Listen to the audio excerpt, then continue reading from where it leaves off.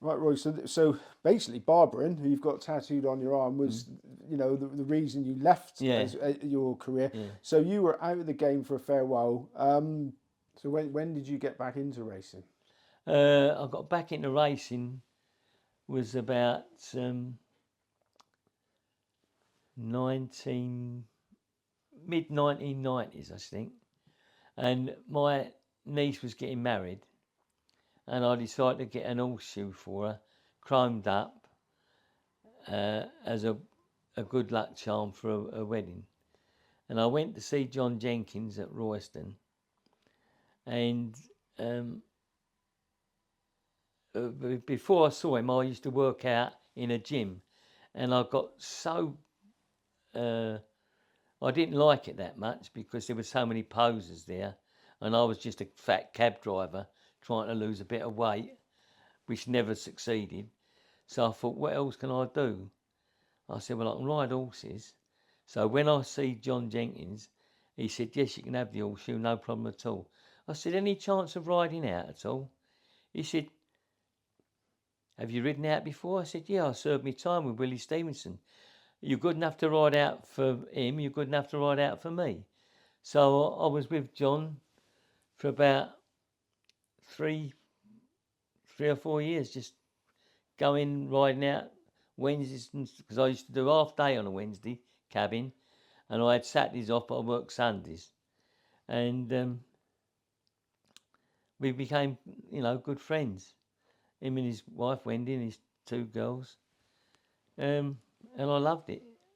The pace, after working in London and then being on the horse for um, a couple of hours a day on a Wednesday and on the Saturday, I used to ride out 3 lots on the Saturday. But I remember the first time I rode out, because I hadn't rode out since the late 50s. I got off the horse and my knees crumbled.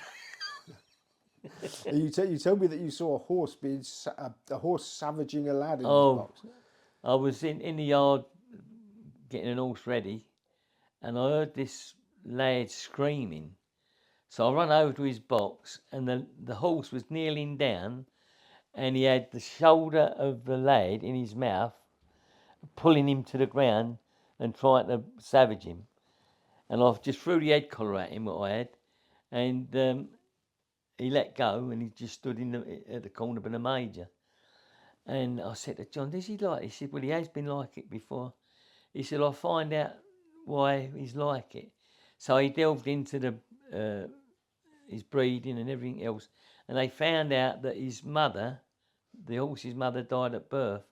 So he had no instructions how to behave as a foal, and that's just one of the stories I had. Tell me how you got involved with Willie Haggas. Well, um, I was still cabbing at the time, and we'd moved from Cheshunt to a little village called Meeple, in between Ely and Chatteris.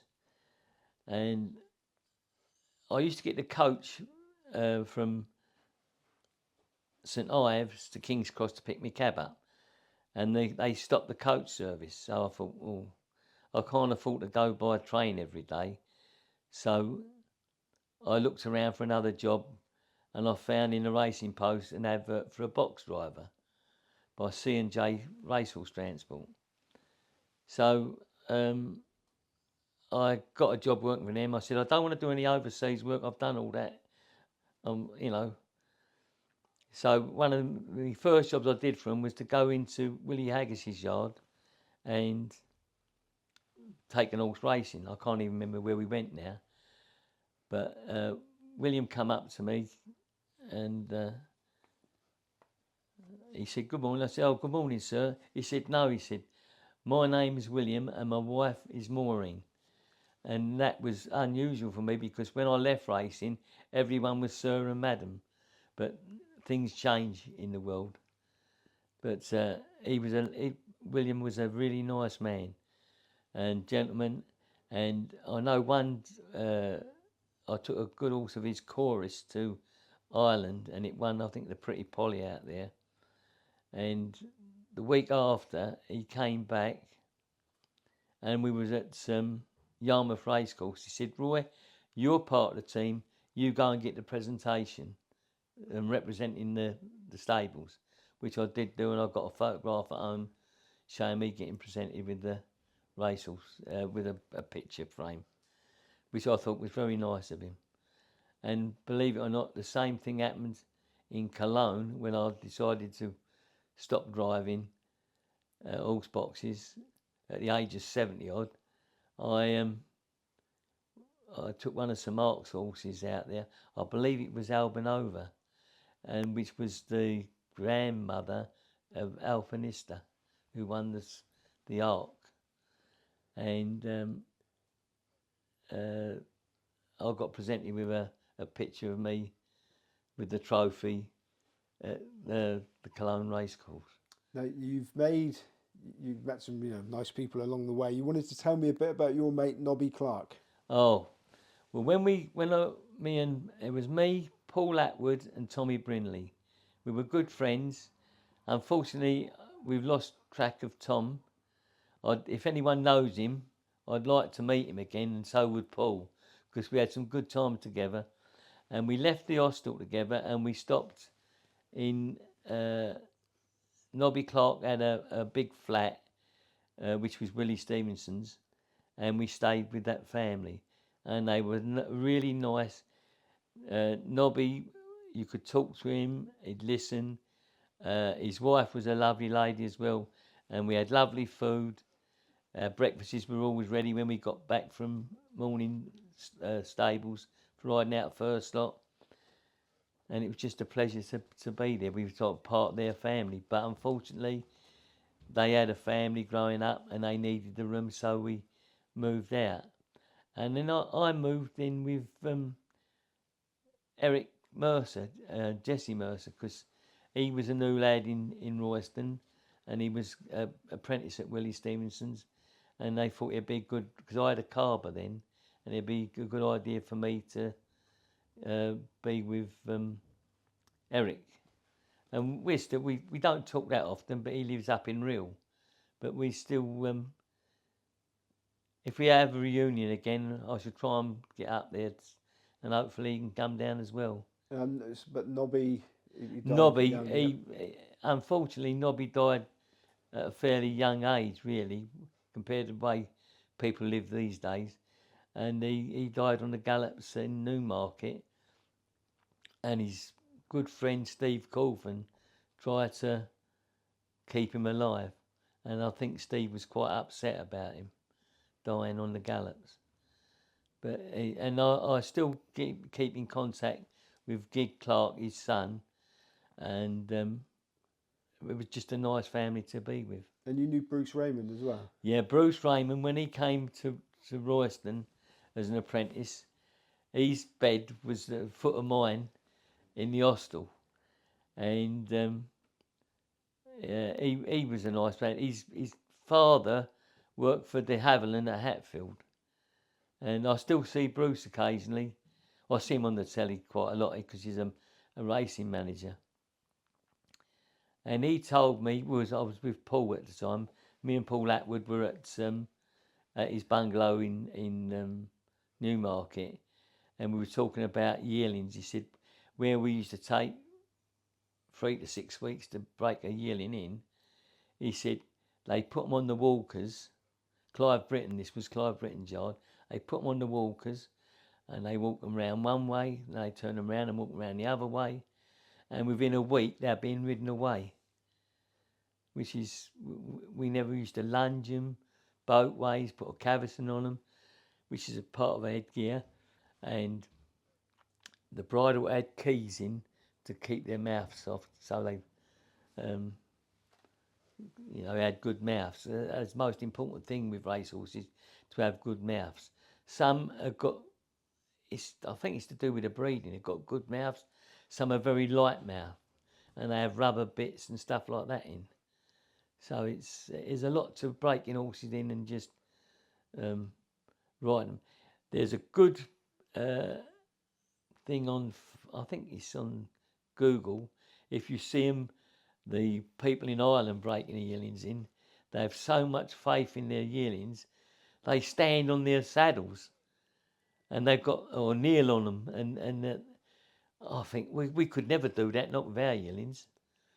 And talking about yearlings, we used to have them come in from Ireland, not by horsebox, on a train at Royston, and you used to have to go down there at 10, 11 o'clock at night to pick these yearlings up. And they're in a loose box, in a railway box, which you don't see them now. You might see them in a museum.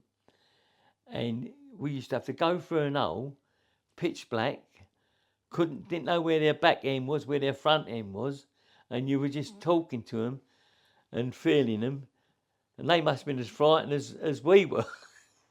And eventually you found the head and you put an head collar on them, or sometimes they might already have head collar on, and then they would open and say, I've got it, and I've got me lunging rein on it, and they would open up the box so you could walk it out, and you'd walk up from the station in Royston up to King Street to where the stables were, and put them to bed for the night, and you didn't know whether they were fillies, colts, or what. And so it was quite a thrilling time, I would say. Now you mix with some quite famous people. You got a story about Sir Alex Ferguson. You weren't overly enamoured with him at Royal Ascot. No, I was at Royal Ascot one day, and like the box drivers and well, let's start from the beginning. I was old school, so when I went racing, I would change from my working clothes to a suit, collar and tie. So we call it booted and suited. And I was at Royal Ascot, booted and suited, and going with the grooms and the box drivers, who not all the box drivers used to go to the races, but I did, because that's why I was doing the job, because I liked the racing. And I was in the grooms area where they got a special little stand to watch the racing. And who's in there? Sir Alex Ferguson. And I thought, well, he can go anywhere. He most likely got a private box somewhere, and he's in our area, which is for the stable staff. And I didn't think that was very, very good. So how old were you when you finally hung up your riding boots and your horsebox keys? I must have been about in my early 70s. I think it was 2012. Looking back on it, you've obviously really enjoyed it, but even though it was two parts of your life, yeah. Is there anything you'd have done differently? Oh, most likely, hindsight's a very fine thing, but I would have liked to stayed in racing than leave racing, because now you get a percentage. I mean, some people, I believe the lad that looked after Stradivarius, the winnings he got from that horse paid for a bungalow for him. Which is something that we never got. I think Titch Jelly, who looked after Oxo when he won the national, I think he got about £500 or £600. I don't know how much he got, but it wasn't nowhere near the amount they get today. So it has improved racing, which I'm glad it has improved for the youngsters. I used to feel very sorry for the youngsters. And the funny story, when I was helping John Jenkins out, there was some girls there, so I bought all the lads some socks and that for Christmas. And the girls, I thought, I'll have a bit of a laugh with him. So I got some key rings, which was a red double-decker bus and a black cab, key rings. But what I'd done, I went to an Ann Summers shop and got some bags. So I don't want to buy any gear, I just want some bags. So eventually I bunged him 20 quid. I was a cabbie at the time, so I was earning a few bob. And I bought about three or four bags. I can't remember how many girls I bought for now. But I wrote on them, wrapped them all up. Hope you enjoy the little black number. Hope you enjoy the little red number. And I gave them to these girls for Christmas now, whether they opened it at home or in front of their parents or anything like that. But when they opened it, it was a little black number, was a little black London cab, and the red one was a little double-decker bus. Oh dear, Roy. Well, anyway, I really, really appreciate the time you've taken to speak to us. And this one, I assume it's an easy answer. Do you still miss the game? Yes. I've joined a racing club now, National Hunt Racing Club, and I've been about 5 or 6 times, and I've still got my badges hanging up because you get an owners and trainers badge, and I go to the owners and trainers lounge. I talk to the rest of the group and explain what happens and what goes on. I've made friends with a lad I used to work with. He was a lot younger than me, and his son's a racehorse trainer now. Toby Laws is the trainer, and his dad is Jeremy Laws, and he worked with me at W&M Wood Haulage when I first started going overseas. He was working in the office, and I was driving all over Europe. Anyway, so you mentioned some of your mates. So anyone that knows you that you've lost contact with, you'd like to if they get hold of us, then we can get hold of you. Tommy Brinley, if he's still alive. I mean, we're all in our 80s now. I mean, my mate Paul is still alive, and I'll keep in touch with him, Paul. John Moore lives in Norway. I'll still keep in touch with him. Unfortunately, Tony Curzon, Nick Mullins has passed away. Yeah. And, of course, Willie's daughters, Marcella, Elizabeth, Christine, Gillian. Gillian was Bruce Raymond's first wife. So it's sad, but that's life. Well, you've led a good one with the racing. Oh yeah, fantastic! It's lovely to look back on your memories because it's just even going back to my later days in racing. At the Ark, I mean, we used to go out walk over the river, over the Seine it was an Irish bar. We used to go in there, but it was expensive. But we still went in there, and we used to go to Chinese. I've been and some great people. Alison West from Sir Mark Prescott. Now Johnson, not Mark Johnson. Ferguson, James Ferguson. She's travelling head girl for James now. And lovely people in racing. Nick Littmoden. James Eustace, he was a nice man. Yeah. Well, if anyone wants to get hold of you, they can get hold of me. Yeah. And then we'll get hold of you and then put you in contact. So, Roy Harknett, thank you very much. Oh, thank you.